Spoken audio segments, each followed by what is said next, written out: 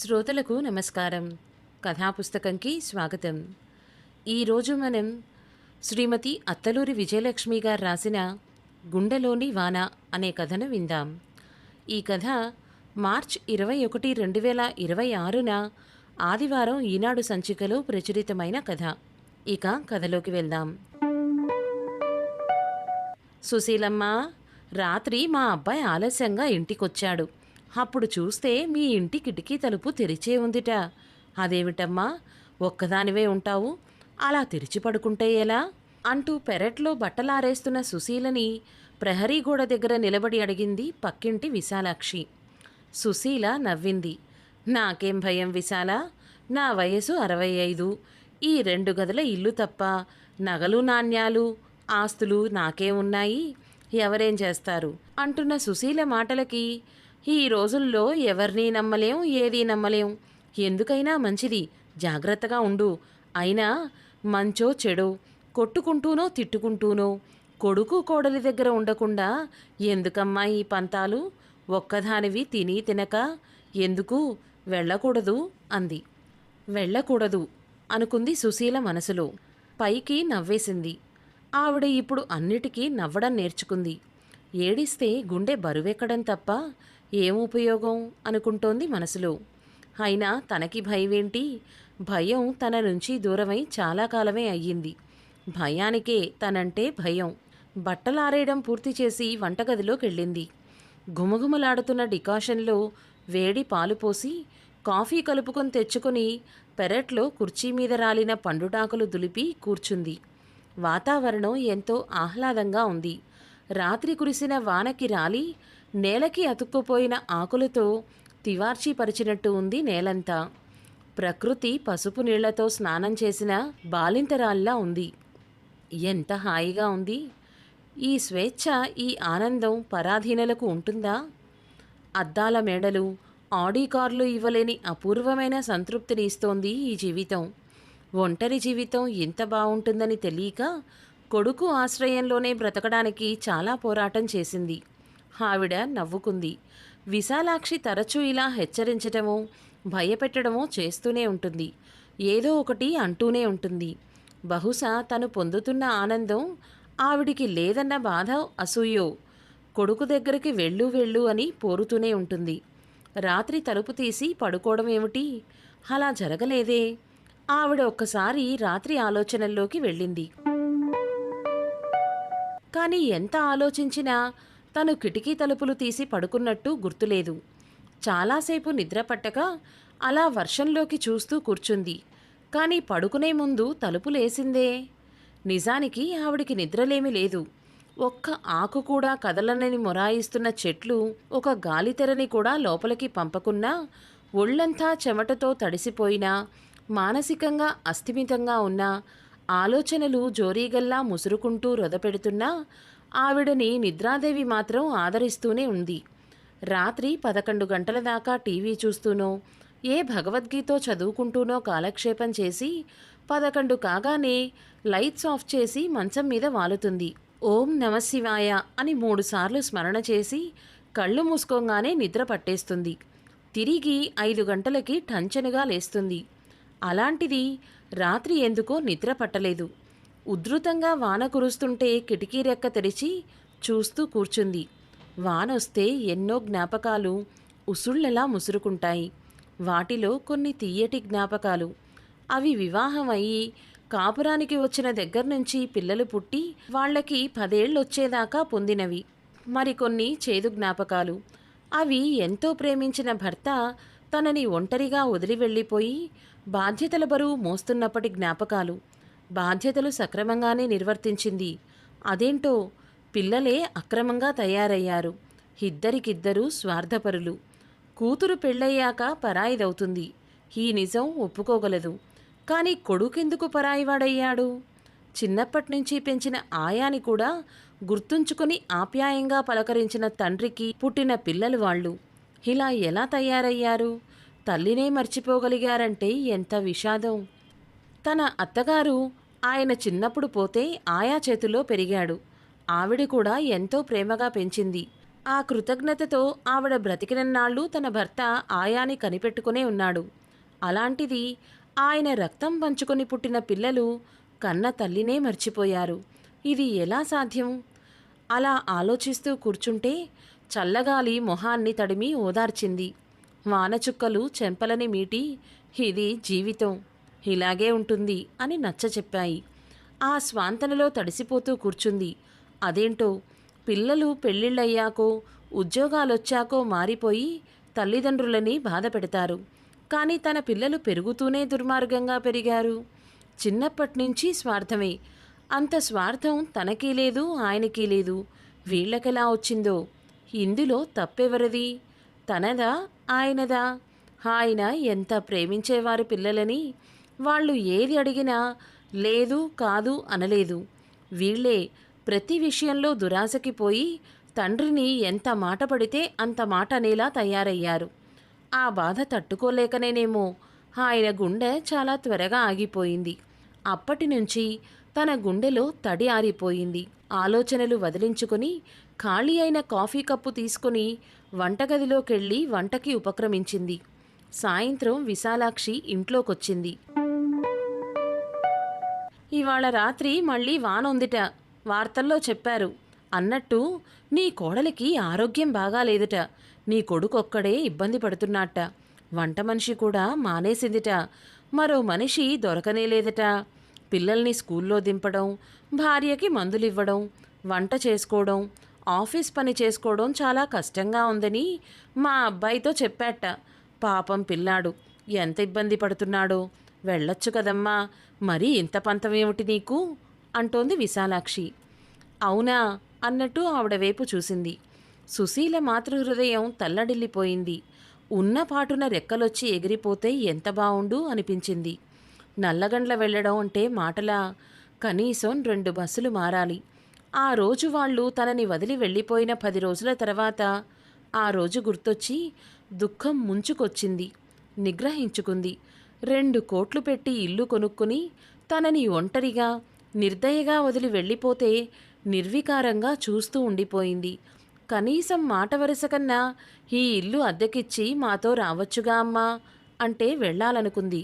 కారణం మనవడు మనవరాల మీద మమకారం. కానీ కొడుకు అనలేదు, కోడలు పిలవలేదు. అయినా నా పిల్లలే కదా, పిలిచేదేమిటి అనుకుని 10 రోజులు గడవగానే పిల్లల్ని చూడ్డానికి 30 మైళ్ళు 2 బస్సులు మారి వెళ్ళి బలవంతంగా వాళ్ళకి ఇష్టం లేకపోయినా అక్కడే 2 రోజులుండి పుట్టెడు దుఃఖాన్ని వెంట పెట్టుకొని వచ్చింది.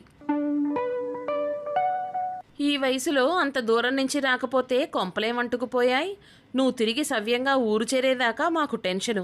ఇంకెప్పుడు రాకు, నాకు వీలైనప్పుడు నేనే వస్తాలే పిల్లల్ని తీసుకొని అంటున్న కొడుకు మాటలకి నిర్ఘాంతపోయింది సుశీల. తర్వాత వాళ్ల వైపు పరుగులు పెట్టే మనసుని బలవంతంగా నిగ్రహించుకుంది. కొంతకాలం ఇల్లంతా శూన్యం ఆవరించి దుఃఖం వచ్చేది. ఇప్పుడు అలవాటైపోయింది. ఇదంతా జరిగి 2 ఏళ్లు కావస్తోంది. రావడానికి కొడుక్కి వీలు కాలేదు. ఆవిడికి కళ్ళల్లో నీళ్లు రాలేదు. అంతే, ఎడారిలో నీళ్లుండవు. మమతలు బంధాలు లేని గుండెల్లో తడి ఉండదు. సుశీల ఇప్పుడు సున్నితమైన తల్లి మనసుని కోల్పోయింది. ఆమె గుండె రాటుదేలింది.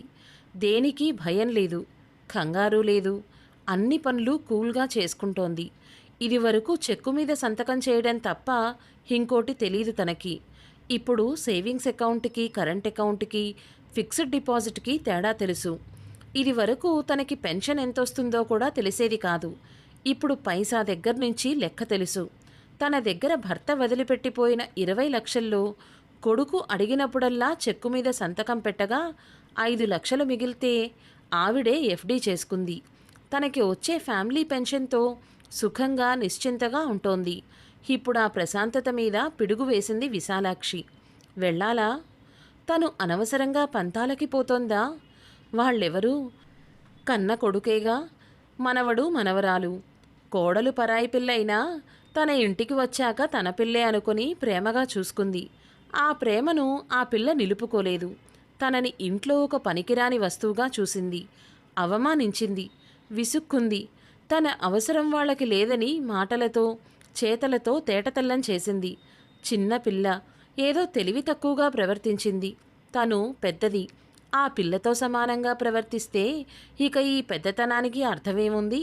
వాళ్ళు అన్ని ఇబ్బందులు పడుతుంటే ఇక్కడ తను ప్రశాంతంగా ఎలా ఉండగలుగుతుంది? ఘర్షణ, ఘర్షణ లోపల మమకారానికి ఆత్మాభిమానానికి మధ్య ఘర్షణ. మీనాక్షి వచ్చి ప్రశాంతంగా ఉన్న గుండెలలో అలజడి రేపి వెళ్ళిపోయింది. సుశీల మనసు ఊయలూగుతోంది. వెళ్ళనా వద్దా? మనిషన్నాక ఆ మాత్రం జ్వరం రాదా? దానికోసం నువ్వు అంత దూరం నుంచి రావడమెందుకు? ఎవర్రమ్మన్నారు? నిన్నిక్కడ చూసుకునే టైం మాకేది? అన్న కొడుకు స్వరం చెవుల్లో ప్రతిధ్వనిస్తోంది. విశాలాక్షి చెప్పినట్టే మళ్ళీ ఉధృతంగా వాన మొదలైంది. సుశీల కదలకుండా కిటికీ దగ్గరే కూర్చుంది. గుండెల్లో ఆలోచనల వరదలు. జల్లు మొహాన్ని తడిపేసింది. చీర చెంగుతో మొహం తుడుచుకుంది. కరెంటు పోయింది. అంత వాన పడుతున్నా, చల్లగాలి వీస్తున్నా శరీరం లోపలి నుంచి చెమటలొస్తున్నాయి. బయట చీకటి. మధ్య మధ్య మెరుస్తున్న మెరుపుల్లో నిద్రపోతున్న డాబాలు, నదులుగా ప్రవహిస్తున్న రోడ్లు కనిపిస్తున్నాయి. పెద్దగా ఉరిమింది ఎక్కడో. ఆవిడ గుండె గుబేలుమంది. 5 ఏళ్ల మనవరాలు, 7 ఏళ్ల మనవుడు నానమ్మ అంటూ పిలుస్తున్నట్టు వినిపించింది. ప్రశాంతంగా కూర్చోలేకపోయింది. గబుక్కున కుర్చీలోంచి లేచి మంచం దగ్గరికి వెళ్ళి కాసేపు మంచం మీద అలాగే కూర్చొని కళ్ళు మూసుకుంది. పిల్లలకి ఆ తెలుగు పద్యాలు ఎందుకండి?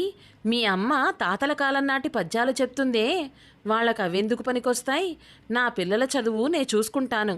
ఆవిడిని ఒక మూల కూర్చొని భాగవతమో రామాయణమో చదువుకోమనండి అంటున్న కోడలి స్వరం 4 వైపుల నుంచి వినిపిస్తోంది. మళ్ళీ అడిగింది ఆవిడ అంతరాత్మని, వెళ్ళనా వద్దా అని. అంతరాత్మ మాట్లాడలేదు. ఇబ్బందిగా ఉంది అని చెప్పిన కొడుకు మా అమ్మొస్తే బావుండు అని అన్నాడో లేదో విశాలాక్షి కొడుకుని అడిగి తెలుసుకోవాలి అనిపించింది. ఇంత రాక్షసివేంటి? పిల్లలకి ఆరోగ్యం బాగాలేదంటే యక్ష ప్రశ్నలు వేస్తావేంటి? నిరసనగా వినిపించింది విశాలాక్షి స్వరం. బయట మరోసారి ఉరిమింది. సుశీల ఉలిక్కి పడింది. కళ్ళు విప్పార్చుకొని కిటికీలో నుంచి బయటికి చూడ్డానికి ప్రయత్నించింది. చీకటి చిక్కగా ఉంది. వెన్నులోంచి భయం జరజరా పాకింది. ఆ భయం తన భద్రత గురించి కాదు, కొడుకు క్షేమం గురించి. నెమ్మదిగా వెనక్కి జరిగి దిండు మీద వాలింది. నానమ్మ వచ్చావా? నాకు జ్వరం అన్న పసివాడి స్వరం దిండుని హృదయానికి హత్తుకుంది. ఆమె కన్నీరు దిండుని తడిపేస్తోంది. వర్షం ప్రకృతిని తడిపేస్తోంది. తెల్లారితే వర్షం తగ్గుతుంది. గాలి వీస్తూ ప్రకృతి పరవశిస్తుంది. మమతల గాలి తన మనసుని పరవశింపజేస్తుంది. ఎంత భీభత్సంగా కురిసిన వానైనా ఆగిపోతుంది. ఎంత గొడవలైనా బంధాలు తెగిపోతాయా? ఏదో ఆమె మనసుకి చాలా గాఢంగా అనిపిస్తోంది. కొడుకొస్తాడు, తనని తీసుకెళ్తాడు అని. ఒకవేళ తీసుకుని వెళ్ళకపోతే, రాకపోతే తన గుండెల్లో కురిసే వాన ఎన్నటికీ తగ్గదా? లేదు లేదు, వాడొస్తాడు, తప్పకుండా వస్తాడు. ఇప్పుడు వాడికి తన అవసరం ఉంది. ఒకవేళ రాకపోతే, రాకపోతే ఆవిడ తెల్లవారడం కోసం వర్షంలోకి చూస్తూ రెప్పలు మూయకుండా అలా పడుకొనే ఉంది. తెల్లారింది. సుశీల అప్పుడప్పుడే కమ్ముకొస్తున్న మగత నుంచి మేలుకుంది. కిటికీలో నుంచి బయటికి చూసింది. వాన తగ్గిపోయింది. ప్రక్షాళనం అయిన ప్రకృతి పచ్చగా నవ్వింది. సుశీల గబగబా పనులు మొదలుపెట్టి స్నానం చేసొచ్చి దేవుడి దగ్గర దీపం పెట్టింది. తండ్రి, వెళ్ళమంటావా? ఆత్మాభిమానం చంపుకోమంటావా? అనుబంధాలను తెంచుకోమంటావా అంటుంటే వెంకటేశ్వర స్వామి మందహాసం చేశాడు. బయట కారాగిన శబ్దం. ఆవిడ ఉలిక్కి పడింది. డోర్ తీసిన చప్పుడు, పరిచితమైన అడుగుల సవ్వడి. ఆనందంతో ఒళ్ళు పులకరించిపోయింది. వచ్చాడు, నా కొడుకొచ్చాడు అంటూ తడబడుతూ వీధి వాకిలి వైపు నడిచింది. కారు దిగి లోపలికొచ్చాడు కొడుకు.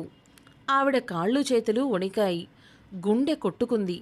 పెదవుల మీద చిరునవ్వు పసిపిల్లలా పాకింది. పవన్ దగ్గరగా వెళ్ళి వాత్సల్యంగా పిలిచింది. ఎలా ఉన్నావురా అంటూ కన్నీళ్లు అదిమి పెడుతూ ఆప్యాయంగా అడిగింది. నే బానే ఉన్నాను. సరితకి ఆరోగ్యం బాగాలేదు. వంట మనిషి కూడా రావట్లేదు. నాకు చాలా ఇబ్బందిగా ఉంది. నిన్ను తీసుకెళ్లాలనొచ్చాను. నెల రోజులుంటే చాల్లే, పరిస్థితులు సర్దుకుంటాయి. తర్వాత నిన్ను పంపేస్తాను రెడీ అవ్వు అంటున్నాడు కొడుకు. గుండెల్లో కలుక్కుమంది. నెల రోజుల కోసం తీసుకునెళ్ళడానికొచ్చాడా? విరక్తితో కూడిన నవ్వు. ఆవిడ నెమ్మదిగా చేతులు విడిపించుకుంది. అమ్మా, ఎలా ఉన్నావ్ అని అడగలేదు. 2 ఏళ్ల తర్వాత అమ్మని చూసిన ఉద్వేగం లేదు. రోజూ కలుసుకొని పలకరించుకుంటున్న ఉదాసీనత. ఇంత నిర్లిప్తంగా, భావరహితంగా ఉండడం వీడికే తెలుసు. ఆవిడకి కోపం రాలేదు. నిర్వేదంగా చూసింది. కాఫీ తాగుతావా అని అడిగింది. వద్దొద్దు, లేట్ అవుతుంది, అక్కడ తాగొచ్చులే అన్నాడు అసహనంగా. బయట తగ్గిపోయిన వాన ఆవిడ గుండెల్లో కురవడం మొదలుపెట్టింది. ఆ వానకి గుండె బరువెక్కింది. భార్య ఆరోగ్యం బాలేదు. వంట మనిషి లేదు. అమ్మంటే వంట మనిషిగా, అవసరమైతే పని మనిషిగా వాడుకునే ఒక యంత్రం, రోబో. జీతం ఇవ్వక్కర్లేదు. కావలసినన్నాళ్ళు ఆమె సేవలు వాడుకొని తిరిగి వదిలేయచ్చు. వీడు మారడా? సరే, తనూ మారదు. త్వరగా రెడీ అవ్వు, సరిత పాపం ఒక్కతే ఉంది అన్నాడు విసుగ్గా. ఆవిడ నెమ్మదిగా కుర్చీలో కూర్చొనంది. నాకు ఆరోగ్యం బాలేదు పవన్, నేను రాలేను అన్నది. అదేంటమ్మా, మందులు తెచ్చుకో, నీకు ఏజ్ రిలేటెడ్ ప్రాబ్లం కదా. ఏదైనా కావాలంటే నే చూస్తాలే. సరితకి గైనెక్ ప్రాబ్లం వచ్చింది. చిన్న సర్జరీ అయింది. నెల రోజులు రెస్ట్ తీసుకోవాలి. నువ్వు కాకపోతే ఎవరు చూస్తారు అంటున్న కొడుకు మొహంలోకి ఆమె తలెత్తి సూటిగా చూసింది. దానికే ఉందిరా, ఆడవాళ్లకి ఈ సమస్యలు మామూలే. ఈ మాత్రానికి నేనంత దూరం రావడం దేనికి అన్న ఆమె మాటకి చురుక్కున చూశాడు పవన్ ఆవిడ వైపు. అంటే రాకూడదని డిసైడ్ అయ్యావా? నేనంత దూరం నుంచి వచ్చింది దేనికి? నువ్వు రానంటే ఎలా?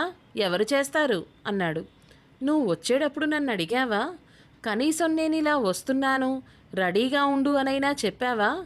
అయినా ఇంతకాలం నా అవసరం లేకుండానే మీరు హాయిగా బ్రతికారు. ఇప్పుడు మాత్రం దేనికి? వెళ్ళు నాన్న, మీ ఆవిడని నువ్వు చూసుకో, నే రాలేన్లే అంది సుశీల. ఎందుకు రావు? ఇది నీ బాధ్యత కాదు గట్టిగా అన్నాడు పవన్. బాధ్యతలు బంధాలు మర్చిపోయి చాలా కాలం అయిందిలేరా. వాటి గురించి నా దగ్గర మాట్లాడకు. నేనిలాగే హాయిగా ఉన్నాను. నా జీవితం ఇంతకన్నా వేరుగా మారదు అంటున్న ఆమె మాటలతో విసురుగా లేచాడు పవన్. నువ్వసలు తల్లివేనా? ఇంత స్వార్థపరురాలివని నేను అస్సలు అనుకోలేదు. నీ సుఖం, నీ ఆనందం మాత్రమే నీకు ముఖ్యం. నా భార్యకి ఆరోగ్యం బాగాలేకపోయినా నీకేమీ పట్టదన్నమాట. సరే, ఇలాగే ఉండు. నీకక్కర్లేని బంధాలు నాకు మాత్రమెందుకు అంటూ పెద్ద పెద్ద అడుగులేసుకుంటూ విసురుగా వెళ్ళిపోయాడు. అతను వెళ్తున్న వైపు నిర్లిప్తంగా చూస్తూ ఉండిపోయింది సుశీల. అయ్యో అయ్యో సుశీలమ్మ, అంత దూరం నుంచి ఇంత వానలో కొడుకొచ్చి పిలిస్తే వెళ్ళవా? నువ్వేమాడదానివమ్మా అంటూ పిట్టగోడ మీద నుంచి కాళ్ళెత్తి చూస్తూ అరిచింది విశాలాక్షి. నా గుండెల్లో కురుస్తున్న వాన ఇంకా తగ్గలేదు విశాలమ్మ అంది సుశీల రెప్పలు దాటి రాకుండా కన్నీళ్లను మింగేస్తూ. సమాప్తం. ఇదండి కథ. జీవిత చరమాంకం వరకు తల్లిదండ్రులు సేవ చేస్తూనే ఉండాలి అని అనుకునే ఆలోచనలు ఎప్పటికి మారతాయో పిల్లల్లో. ఇటువంటి పరిస్థితులు ఎదురవుతాయని ముందే తల్లిదండ్రులు ఆలోచించి ఆర్థికంగా వాళ్ళకు కావాల్సిన డబ్బుల్ని ముందుగానే సమకూర్చుకోండి. ఈ కథ మీకు నచ్చిందా? నచ్చినట్లయితే లైక్ చేయండి, షేర్ చేయండి. మరిన్ని సందేశాత్మక, సామాజిక, వినోదాత్మక కథలు వినాలి అనుకుంటే కథాపుస్తకం ఛానల్ని సబ్స్క్రైబ్ చేసుకోండి. ధన్యవాదాలు.